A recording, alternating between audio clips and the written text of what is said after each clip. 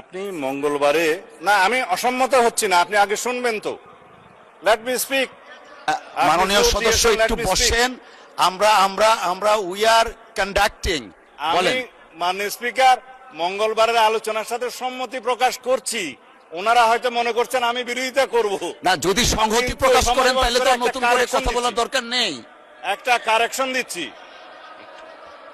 মাননীয় স্বরাষ্ট্রমন্ত্রী, আপনি যদি মঙ্গলবারের আলোচনার সাথে সম্মতি প্রকাশ করেন দয়া করে বসুন। আলোচনা যদি নির্ধারণ করতে চান তাহলে আপনাকে নোটিশটা একটু সংশোধন করে নিতে হবে, এটাই আমার বক্তব্য। মাননীয় স্বরাষ্ট্রমন্ত্রী, মাননীয় স্পিকার, আপনি এই বিধিতে মাননীয় সদস্য আপনারা বসুন।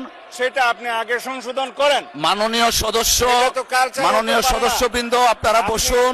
মাননীয় স্বরাষ্ট্রমন্ত্রী আপনিও বসুন। আমার ডিসিশন অলরেডি হ্যাজ বিন প্রনাউন্সড। আপনাকে তো কারেকশন করে দিতে হবে। মাননীয় স্বরাষ্ট্রমন্ত্রী, my decision already has been প্রনাউন্সড। মাননীয় মেম্বার আপনারা বসুন। আমরা পরবর্তী কার্যসূচিতে যাচ্ছি। আপনারা বসুন, দয়া করে আপনারা বসুন। মাননীয় স্বরাষ্ট্রমন্ত্রী আপনি বসুন। মাননীয় সংসদ সদস্যগণ আপনারা বসুন। My decision has been pronounced. 31শে মার্চ নির্ধারণ করা হয়েছে। সর্বশেষ আলোচনার জন্য 2 ঘন্টা সময় থাকবে।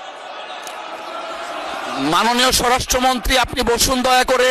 মাননীয় সংসদ সদস্যবৃন্দ আপনারা বসুন। মাননীয় বিরোধী দলের নেতা, আমরা অলরেডি জানিয়ে দিয়েছি 31শে মার্চ অনুষ্ঠিত হচ্ছে।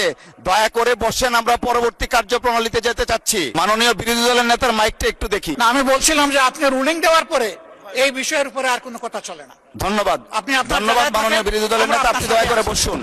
আমি আবারও উল্লেখ করছি, আগামী 31শে মার্চ রোজ মঙ্গলবার দিনের সর্বশেষ বিষয় হিসাবে 2 ঘন্টা কাল বিরোধী দলের নেতার মুলতবি প্রস্তাবটি আলোচনার জন্য সময় নির্ধারণ করা হলো।